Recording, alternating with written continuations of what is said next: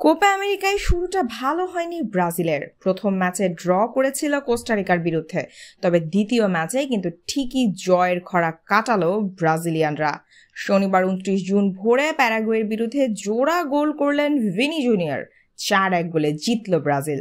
প্যারাগুয়ের বিরুদ্ধে 4-2-3-1 ফরমেশনের দল সাজিয়েছিলেন ব্রাজিলের কোচ।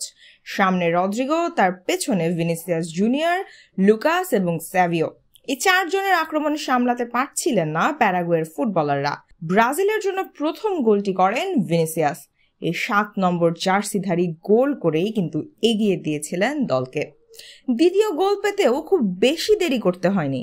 প্রথমার্ধেই 3-0 গোলে এগিয়ে যায় ব্রাজিল। অতিরিক্ত সময় আবারও গোল করেন ভিনি।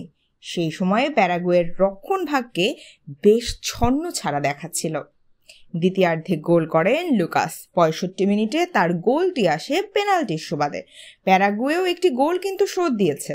দ্বিতীয়ার্ধে ফিরে ওমারের গোল ব্যবধান কমায় মাত্র। এই পরাজয় বিদায় নিশ্চিত হয়েছে প্যারাগুয়ের। এখন গ্রুপ ডি থেকে 4 পয়েন্ট নিয়ে শীর্ষে থাকা কলম্বিয়ার পরেই আছে ব্রাজিল। ফলে কোয়ার্টারের পথে আরও 1 ধাপ এগিয়ে গেছে ব্রাজিল।